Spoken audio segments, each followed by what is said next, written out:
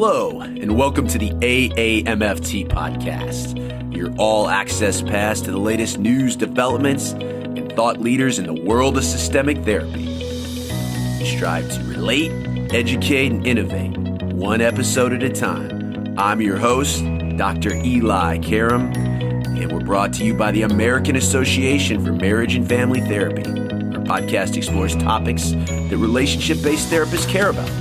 In addition to featuring unique conversations and interviews with established experts, our show provides information and education on direct practice and emerging trends in the MFT profession. For more information, please visit us at aamft.org. Thanks for listening and enjoy the show.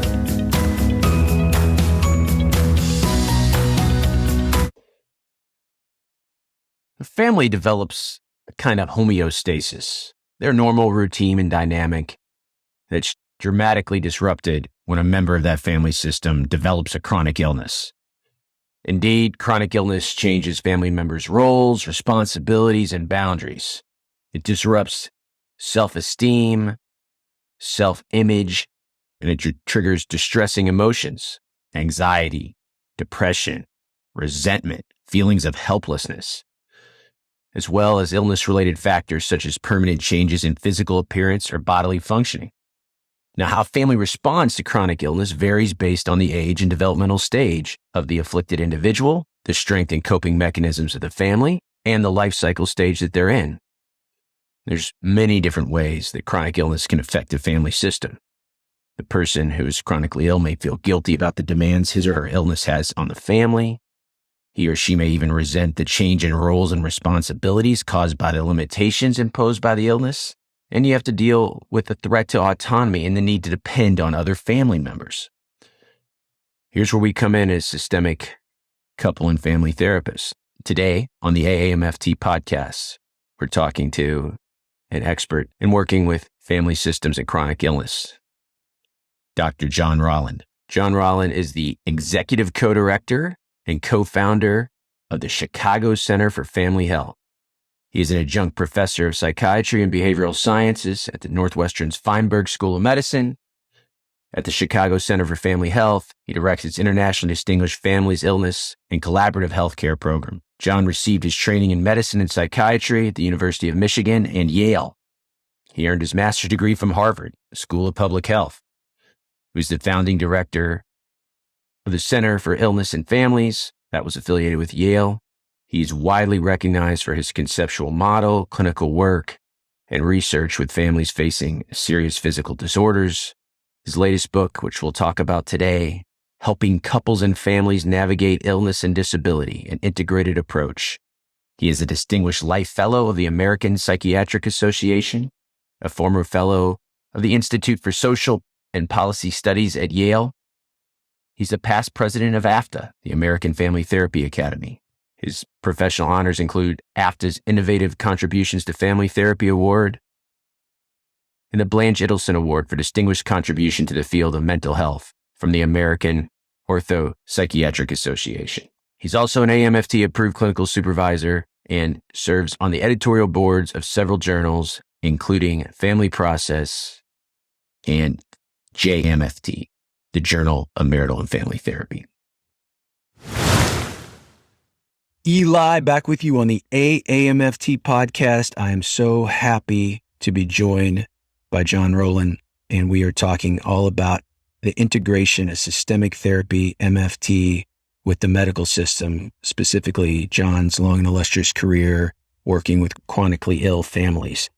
So many of you have heard of John, but if you haven't, we like to always start, John, with talking about how the passion was really ignited by the model developer. You're an MD, of course. What initially got you interested in family systems? That's an interesting question. I have background in training as a community psychiatrist, and I also have a public health degree. So I learned about systems before I came to family systems. I didn't work my way so much out of an individual model. I was interested in larger systems, and then I got exposed to more of a family perspective. So it was familiar to me. And actually, when I came into the family field, I was wondering why they stopped at the end of the family system. It wasn't into larger systems at that point. I would say the other main thing was that I had some personal experiences that really sensitized me. Within a year, my mother had a stroke. This was at the beginning of my psychiatry residency. And then my first wife developed cancer. So I was both in the position of an adult son. I have a brother, and then I was a spouse. And there was basically this strategy was, how do you get day to day? There was no information really given. We did not ask for consultation. I don't even know if we could have found it. So it was a real struggle. It was obviously an extremely humbling experience. And as that wore on, I started to think more about, what would have been useful to us. It was more afterwards. My first wife passed away after 4 years. So I was 31 years old. So I'd had a lot of experiences with chronic illness in my family between 27 and 31. I would often wonder what would have been helpful. What kinds of questions could we have been asked? What would have helped a young couple? I was in my training at that time, and my first wife was in graduate school. So I think that was part of it. The other thing is I started to do some reading, and there was hardly any literature, but what was there was very much a focus on psychosomatics, kind of a pathology focus, psychopathology sort of focus, and an individual model. So there was really nothing that spoke to family, couples, what's a normative framework, how do you possibly grow in this situation rather than damage control. So all those things influenced me. Just as further background, I had considered family medicine as an alternative to what I ended up going into in psychiatry. So I was always interested I missed some of the medical side of things as well. And also family medicine was very much, to me, focused on the level of family. A lot of family practitioners see a number, if not all, family members across the lifespan. So I think all of that was appealing to me. So those were things that sort of all I thought about. I was always interested as well in the time dimension, so how things evolve. I had started as a molecular geneticist, actually. I went from molecular genetics to larger systems. But there was a lot of how systems evolve, how things change over time. So that was another lens. I also was fortunate to I worked with a guy at Yale, Dan Levinson, who was one of the people who did the work on adult development. So the whole concept that people continue to change and grow over the lifespan. And then when I got into family training, I trained with Betty Carter in family life cycle. So my mentors were particularly interested in development per se. The other thing that was happening is when I started in community psychiatry, I was directing a mental health center north of New Haven. And we were responsible for the consults in the hospital. I would go over to the hospital and I would do a consultation, and families were often there. And really one foot in front of the other, I would talk to family members, particularly where the patient would have dementia or somehow was cognitively impaired. I would have to get a lot of information from families. And so that was another piece of the beginning. I think the deepest part was that I really felt something should be offered to people from my personal experience, that there should be something available at a family level. So I didn't understand all the intricacies of family therapy, family models. That was really not part of that. With this public health background, John, you were always interested in more macro systems and this very personal experience, which I thank you for sharing with our listeners, that kind of brought you into this. Now, many of our listeners, 99% of them are practicing clinicians, and they think the medical model is very different from the contextual systemic world that they live and practice in. How do you personally, given that background, integrate two different worlds of family-oriented behavioral healthcare? How do you integrate the very pathology-driven medical model with the strength and health focus that all family therapists inherently possess? When I came into the family field, I didn't think that it was all strength-based or resilience-oriented. There was a fair amount of a psychopathology orientation that was brought into the field from the beginning. I would say there's some similarities, though, so that in understanding the body, you have to understand systems. It's not like when you learn to become a physician, you don't learn about systems. And to become a good physician, you have to understand how different body systems work within one another. So there is a systemic lens. It's not the kind that is used in a sense in the family systems field. But when I've trained residents and medical students, I appeal to that side because they obviously have an interest in how a body system works together. So that's different than the level of the physician has a biomedical orientation, and then there's mental health professionals who have more of a psychosocial orientation. I wanted to bring those together, but there's more overlaps than one would imagine at some deep level about paradigms that people use. You are known, John, for your family systems illness model, which is a very sophisticated framework for evaluation, formulation, and intervention with families dealing with chronic illness and disability. For those not familiar with your framework, can you give us a brief overview and really your life's work and a beautiful marriage of what we've been talking about here, a great integration? One of the things that interested me was that how could you bring the biomedical world you were talking about and the psychosocial world together? So when a person's diagnosed with chronic illness or serious illness, basically the other members of the family are put on the margins. There's a workup, there's diagnoses, there's a treatment plan. Generally, that's very individually oriented. So I felt, and it's very biomedical at the onset.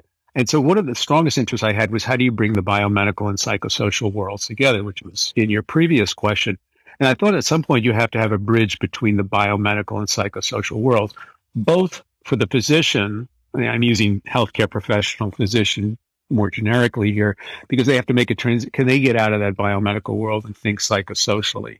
And then how do you help mental health practitioners who are not trained biomedically, by and large? How do you get them to think psychosocially? So I wanted to bring those together. And was there a way I could think about starting out? Could I think about illnesses in a psychosocial sense?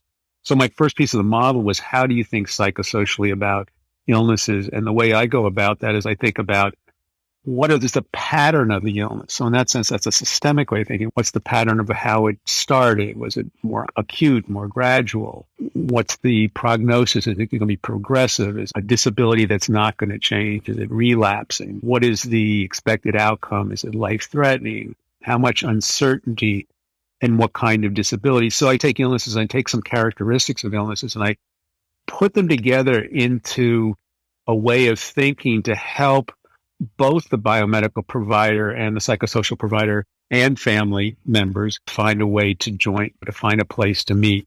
And I also think about phases of illness. So the way I took an illness is, can you give it a personality, so to speak?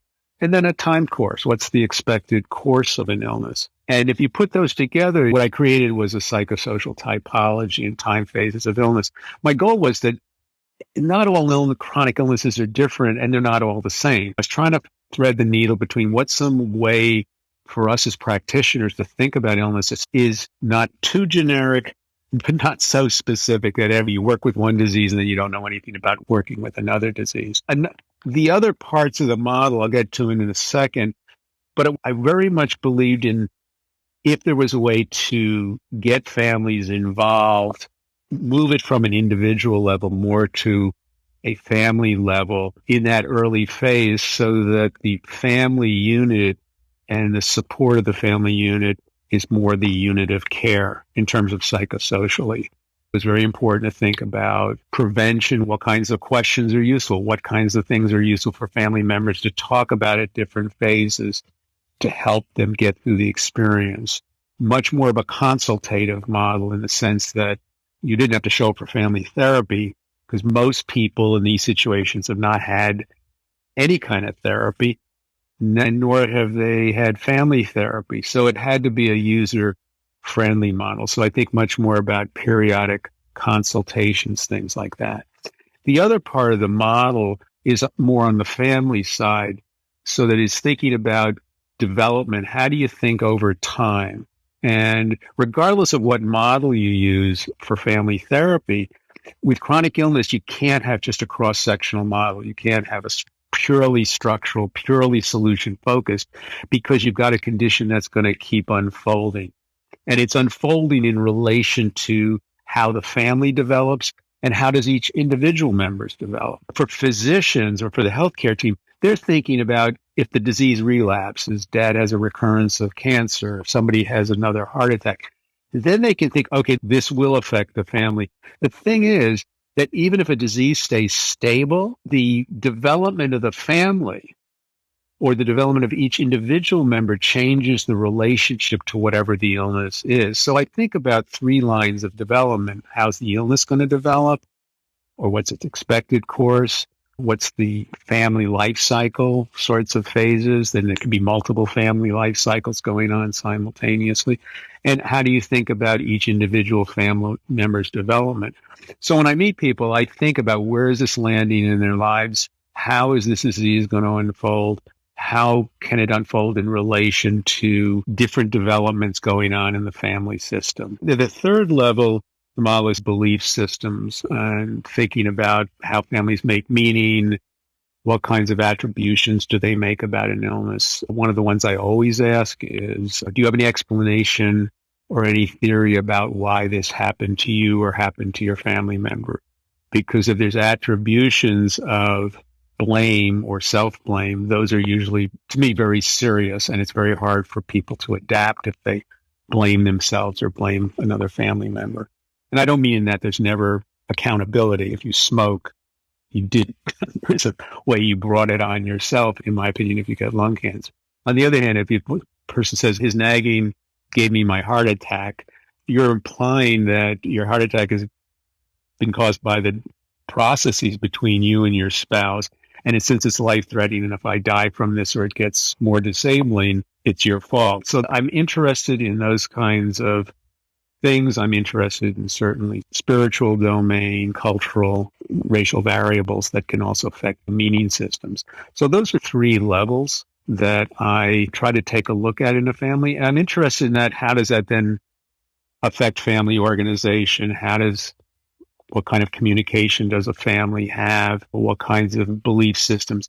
But I'm using these other variables as a way of asking questions about communication, asking questions about problem solving, asking questions about how do families organize themselves? How flexible are they? Again, most families don't have a psychosocial map for the experience of illness. They need psychoeducation. And part of what I just said is really in the form of translating that into psychoeducation to give families the beginnings of a map that they can use to get through the experience of illness. It also helps practitioners. I have a lot of doctoral students who come train at our center, do a fellowship in families, illness, and collaborative healthcare. Many of them have had 13 courses in family therapy, but they have not had a course that talks about how do you work when you're working in a situation of serious illness, leaving out the medical system, which is a whole nother, how do you work within a healthcare system?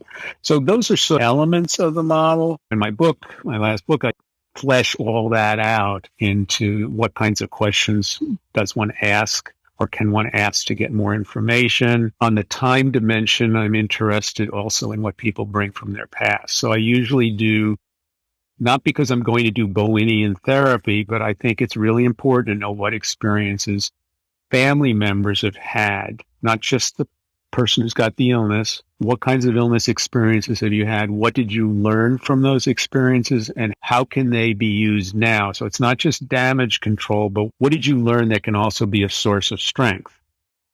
So for instance, growing up in a family where there's been divorce, where there's been poverty, there are skills of adaptation that people learn that they can then apply to a situation of illness. So it's not just illnesses, but other forms of adversity that I'm curious about. But I always think it's important to know what were the experiences, what role did you play, what did you learn from that experience? Because I think that helps. Also, I learn a lot about cultural values, traditions in the family, about caregiving, all kinds of things when I ask those kinds of questions.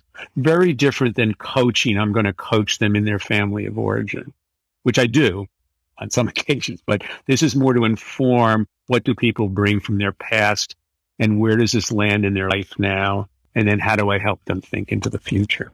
I think a lot of clients come in to see family therapists where they have been disheartened by the medical system. Their doctor has no bedside manner. Here they've just diagnosed this chronic illness and they've just put it out there. And while medically they have given a good rationale, all of these psychosocial factors, the relational factors that the family feels left out in the cold. So let's say I'm not in Chicago. I can't go to the Chicago Center for Family Health that you and Froma started. How do MFTs, first of all, educate physicians? And how did you even get out of the gate? Were you aiming at clinicians first, or were you aiming at physicians first? Because it would seem like you would have to train the physician to think in this integrative way and then hook them up with a good family therapist. I think it's both. It's a great question. It's interesting. When I was still in New Haven, Yale, the best physician I met was a plastic surgeon who did the reconstructive breast surgeries on women who had mastectomies.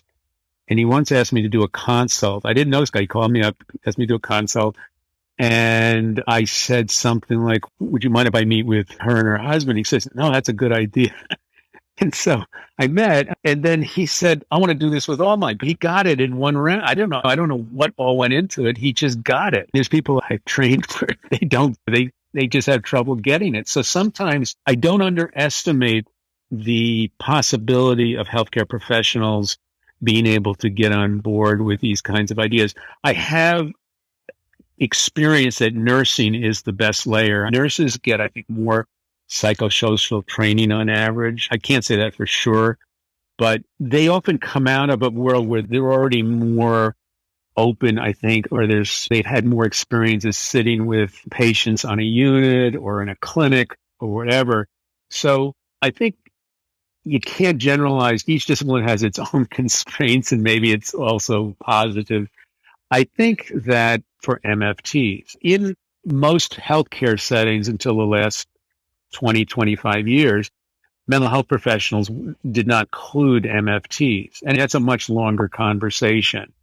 So I think right now, integrated care and the use of MFTs is a growing field. It's very vital. It has much stronger roots at present in family medicine. That's where the entree was, because family medicine had more openness. There were also family doctors where they found their way to this kind of way of thinking, not family therapy, but just the importance of family. And I think that's where these different things converge. But it's a hard question because I want families to advocate for themselves. So many times here in Chicago, where I meet with a family and they come in with their tail between their legs, the physician or somebody has made a referral after things headed south, and they're already in a lot of trouble. And I always feel badly when I starts with that because, number one, the family has a sense of blame. They're much further down the road. So I really look for, if I can coach families or when I'm working with different services, is really to engage the family early on in a much more, this is just part of the care when you have chronic illness, rather than it's a punishment at some point later down the road. I try to help families advocate for themselves. So people who've had negative experiences or have hesitancy for myriad reasons is to be able to voice those. And here's what I need, so that they're not at the mercy of the healthcare team, but that they actually see some agency for themselves. And that's not always an easy step. A lot of families feel misunderstood and disrespected, but they don't speak up. So the kind of example you started with, and I try to elicit that. Have you had experiences? Have you been in this situation before? Have you had good experiences? Have you had particularly disturbing experiences? In my own experience, which I call framing events, is often a lot happens in those first communications that a healthcare team makes with a family that can have either a good joining effect, just like in therapy, or it can have a disconnecting effect. So very briefly, in my situation, my first wife was admitted for a 5-day workup. The physician never asked, how do you two take information? Never really asked any of those questions, even though he was a highly skilled technician. At the end of 5 days, he comes in the room and takes everybody out in the hall, leaving the patient, my first wife, in the room, and tells us the prognosis, tells us the diagnosis, prognosis, and treatment plan.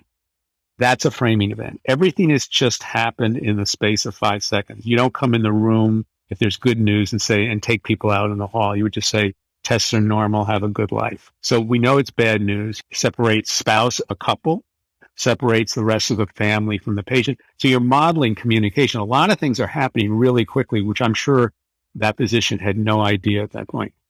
But that person no longer was a healer to us. He became just a technician, which is a sad commentary. I had no ability to speak up. You're terrified. Lots going on. So I do ask people about that. And if you met me and were doing a consult on me, it would be good for you to know some version of that story just because you know what sensitized. Have those if they've had particularly negative or affirming experiences. If you've had a bad experience with a physician where you feel stigmatized or not listened to, and you talk about helping our patients be self-advocates, would you tell them to go back to that doctor or give them feedback? Because you felt burned and there was no going back in your situation with your late wife. If you're coaching a patient or a family, how do you tell them to deal with a very technically skilled but interpersonally inept physician? It's a little bit like a relationship that had no closure. Nobody spoke about it. So in some ways, it's a little bit like coaching at that point. Depends on what kind of community they live in. If they're in a small community versus they're in a big city where they're with different doctors.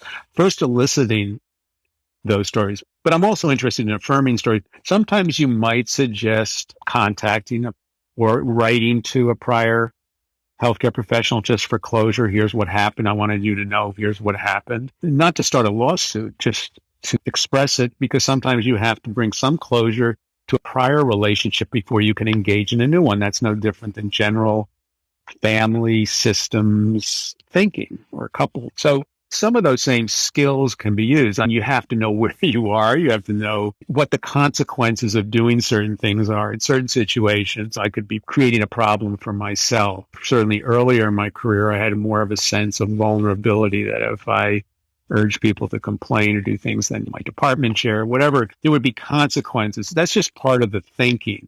But I think sometimes just writing a letter that you're not going to send can be therapeutic. So whatever, that's an exploration with the patient or in this case, the family, because sometimes it doesn't have to be the patient who felt disrespected. It can easily be another family member that was marginalized, etc. I will use those skills. Sometimes that's just not feasible, and the best you can do is empathize with the situation and say, I'm really sorry that happened to you. How does that affect your willingness or your ability to work with your healthcare team now? I would explore that. I think family therapists have very good skills in that area.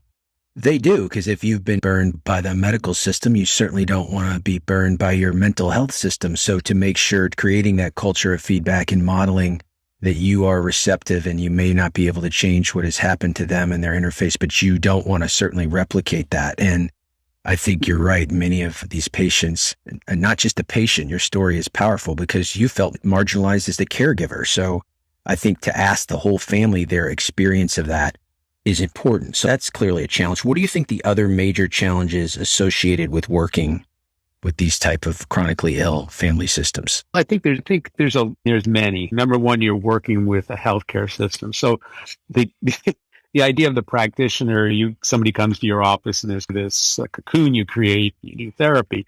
I think when you're working with people who are dealing with a major illness, there's specialists, there's primary care doctors, all kinds of people. There may be movement between inpatient unit, an intensive care unit, a rehabilitation, outpatient.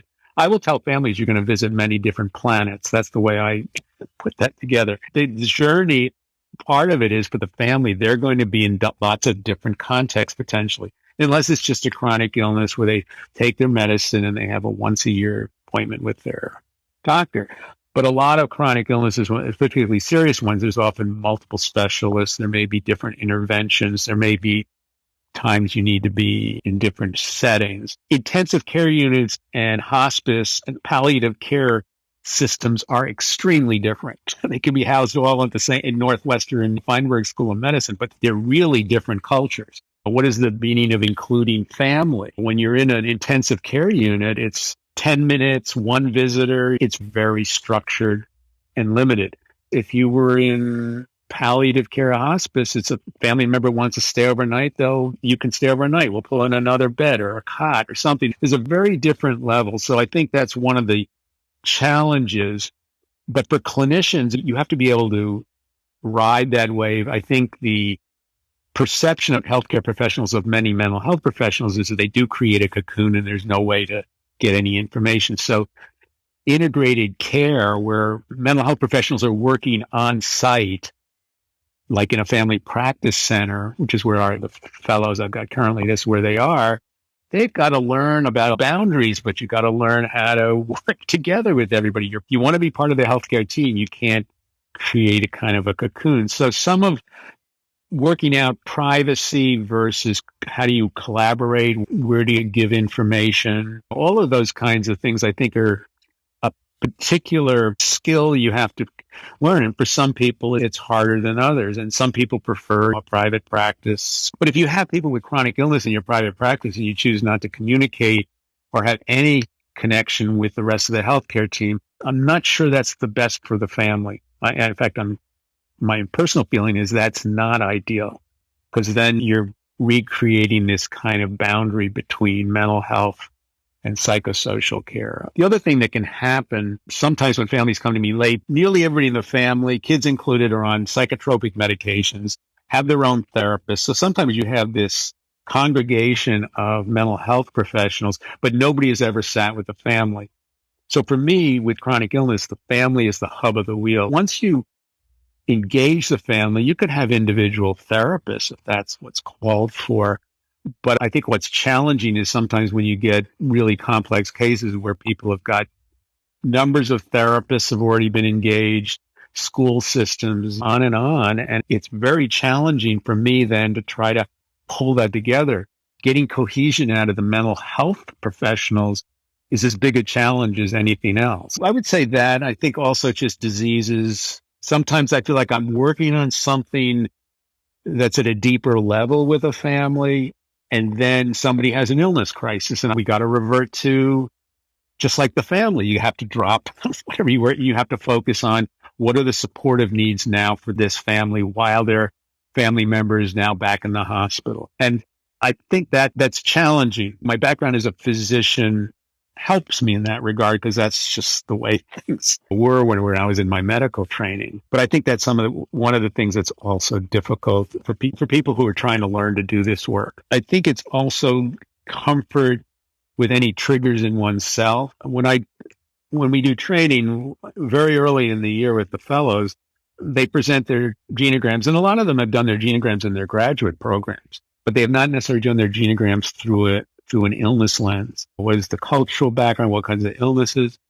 And those things can be triggers. Certainly, when I had my experience with my first wife, I didn't start working with this right away. It was way too immediate. And I would say even to this day, I have to watch, because I have a greater sensitivity to a certain degree with the position of what I would call the Weller spouse.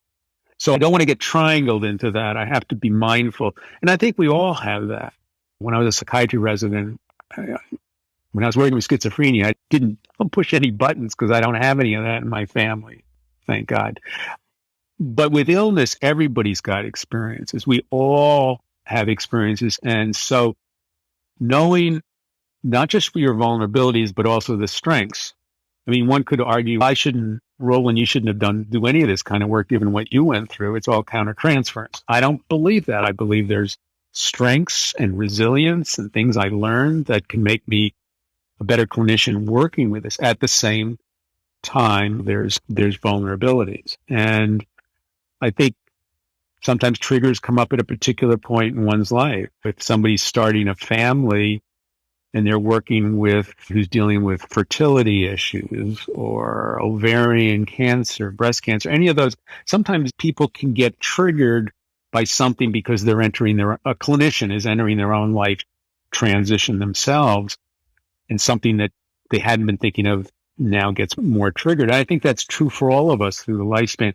I want to make that part of the training. I want people to be aware How is this affecting you personally? Is there anything coming up for you? Those are things that I'm interested in eliciting and making that part of the conversation. Let me give you another scenario. You have a patient where obviously they're chronically ill, but they say, I don't want to burden my family anymore. My kids don't need to know about this. I will just handle it. So clearly family therapy needs to be done.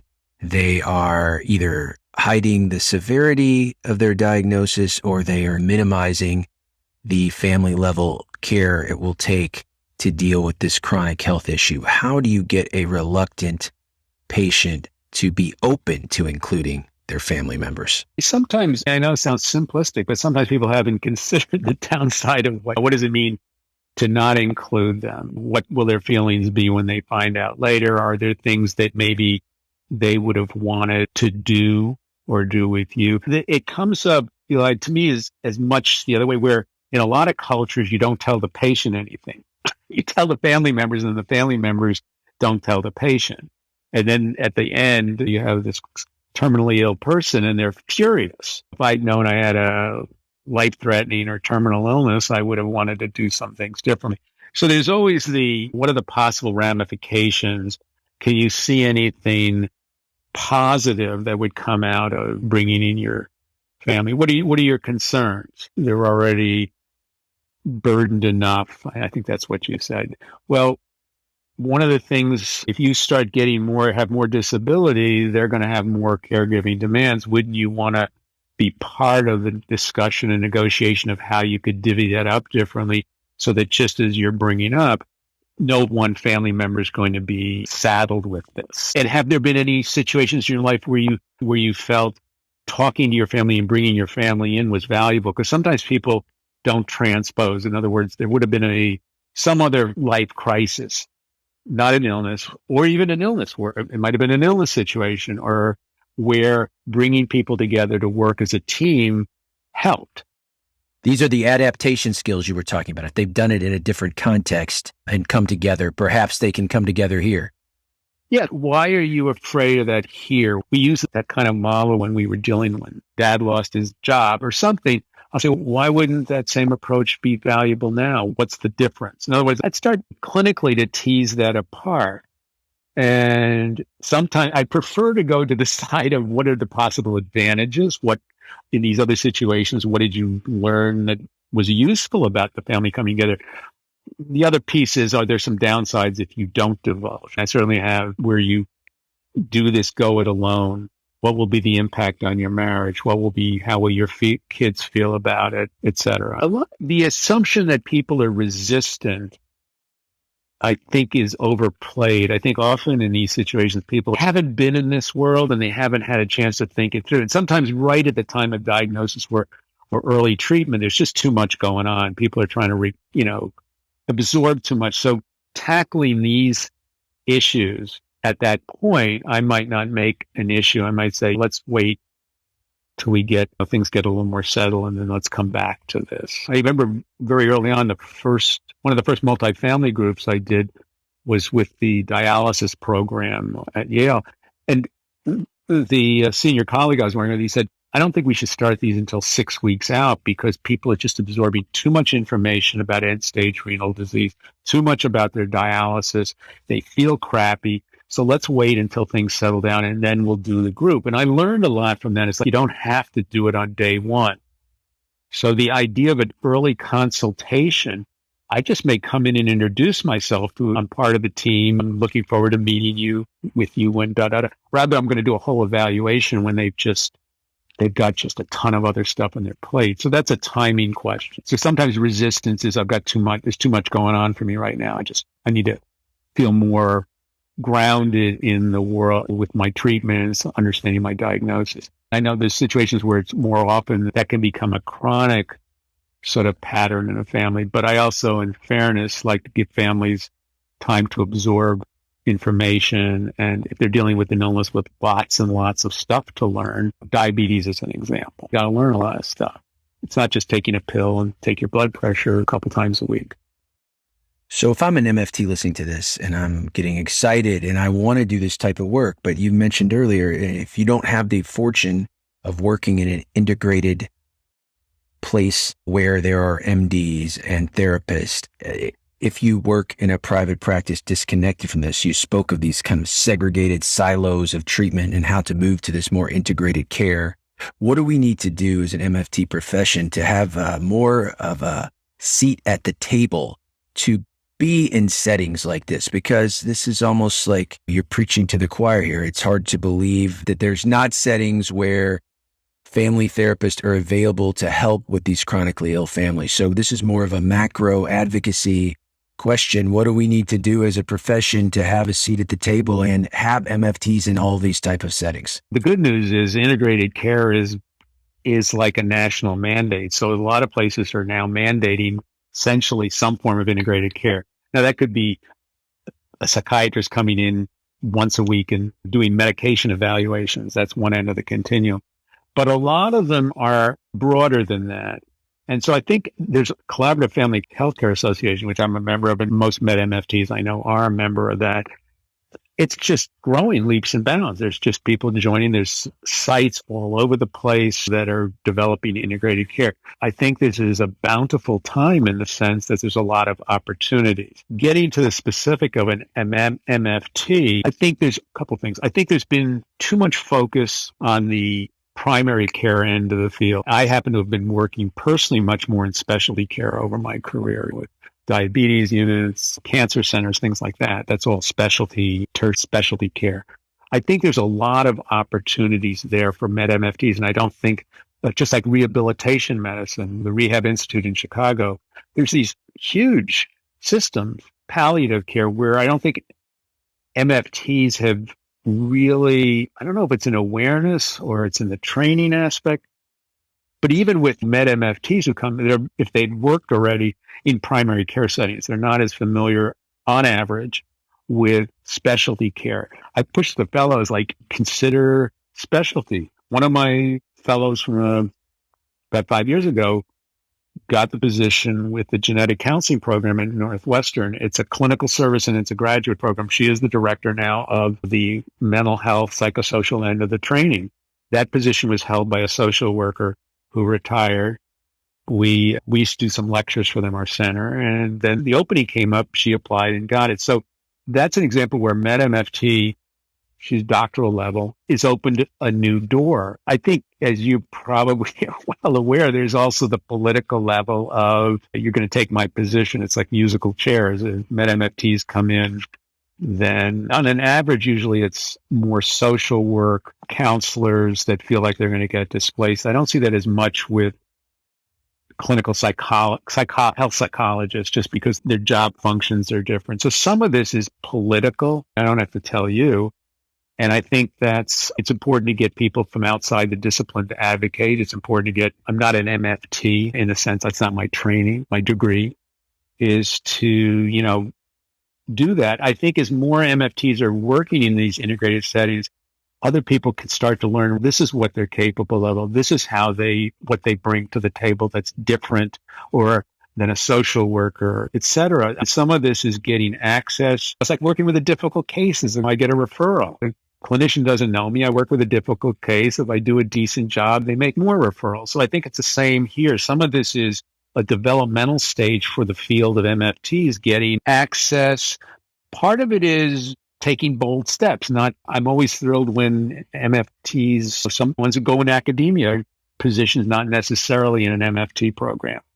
There's nothing wrong with that. I'm not saying that. I'm saying that when they can, because that opens things up. There's now an interdisciplinary process going on, and things like that I think are gradual. The political side is about money and finances and power and control. So I don't have, that's a much longer conversation, and it's frustrating. I would love to see more MedMFTs particularly in hospital settings. I think it's slower to develop where you will see MedMFTs who actually hold positions inside that part of the system. They're outpatient clinics and things like that. It's a developmental issue. I'm always telling marriage and family therapists, don't sell yourself as a one-trick pony here. If I'm a doctor and I think, well, that's all you can do, then I'm not. I'd rather have somebody who has multiple skills. So I think part of it is how MFTs present themselves, that they are trained to do individual work, et cetera, that they can do. It's not like they just do a modality. I think it's unfortunate when things get reduced that way. I'd be remiss if I didn't ask. We've been talking about collaborative healthcare, your own collaboration with another guest on our show, another pioneer, Froma Walsh. You told us this very personal story about your first life, your late wife. And I want to ask, I think of your family systems illness model and Froma's resilience model going together like peanut butter and jelly. So obviously that's represented professionally in this Chicago Center for Family Health, your collaboration, but talk a little bit about you and Froma, the whole being greater than the sum of the parts in your personal and professional collaboration. Yeah, I think his work with resilience and normative was very much in sync with my ideas about families dealing with illness. It's a normative frame. So I think that was very important. I came together to point our careers, and there was an opportunity here in Chicago. At the same time, we've had different spheres. I have families, and it's very important to have your own sphere and to have some boundaries. I think what's harder is coming home and turning that spigot off, so to speak, and not having directors meetings at home and things like that. But we've helped each other, and we've looked at each other's work. We had actually similar backgrounds in training. She worked with Bernice Newgarden who was her mentor in adult development and aging. So in some ways we had similar kinds of mentors. And so a lot of our thinking was the same, some of the ways we thought about systems. So I think that all was part of the initial ingredients. Plus we like working together. But I think there's a lot of similarity. And we always, with our center, we've had people with very different therapy approaches. We've always liked the diversity. That was one of the other, I just wanted to mention that the one thing that I think is really important is multidisciplinary training. I didn't say that before, but I just want to mention that for MFTs, if they can get opportunities where they're getting in some kind of a learning setting where they're interacting with people like me or people, physicians, nurses, other disciplines, I think that all goes to strengthening in a bilateral way the skills of the MFT as well as getting other people to know what MFTs do. So I love when we've had training groups at our center over the years where it's been multidisciplinary because you get very different perspectives or different people have different roles. And I think that goes a long distance at helping move the field forward. John, your latest book, I've read it, and if you like what we've been talking about today, you want to check out Helping Couples and Families Navigate Illness and Disability, an Integrated Approach, which talks about these patterns and these phases and John's family systems illness model. Also, you could check out a very great book, Families, Illness, and Disability. I remember reading that early in my training, and an integrated treatment model, which John co-authored. If the listeners would like to continue the dialogue, learn more, how can they get a hold of you? Sure. Yeah. My email address is John, JOHN, .Rolland, ROLAND, at northwestern.edu. One of the other things I just wanted to say in the book compared to the first book is that there's now chapters on things like people who have neurocognitive impairment. There's much more on dealing with things like dementias, acquired brain injuries. There's a chapter on genetics. The book is much more developed clinically, I think, compared to the first book. Also talks about some program development. So where systems asked me to come in and help develop programs. So there's some examples of that as well for people who are in that position. Eli back with you, bringing to a close another informative installment of the AAMFT podcast, where we seek to relate, educate, and innovate one episode at a time. John is certainly an innovator in the integration between medicine, chronically ill patients, and family systems. If you enjoyed listening to John, please check out 4 seasons worth of podcast, including some relevant to what John was talking about. Back in season 1, our 7th episode, I sit down face-to-face, pre-pandemic, with Dr. Angela Lamson and Dr. Jennifer Hodgson, the great duo who were innovators in MedMFT, medical family therapy. Great episode. And also, if you're interested in John's personal and professional partner, that's Froma Walsh, episode 30, a great career retrospective. On the AAMFT podcast, we bring you the innovators, the pioneers like John. We also bring you the latest and greatest topics influencing the field of systemic therapy. We rely on you to drive our content. You can get a hold of me several ways. Twitter, I'm at Dr. Eli Lott. The AAMFT is at the AAMFT. Follow the conversation there. You can drop me a line, eli@northstarcounselingcenter.com. Also check me out at elikaram.com. That's ELIKARAM.com. Until next time, my friends, stay safe, stay systemic.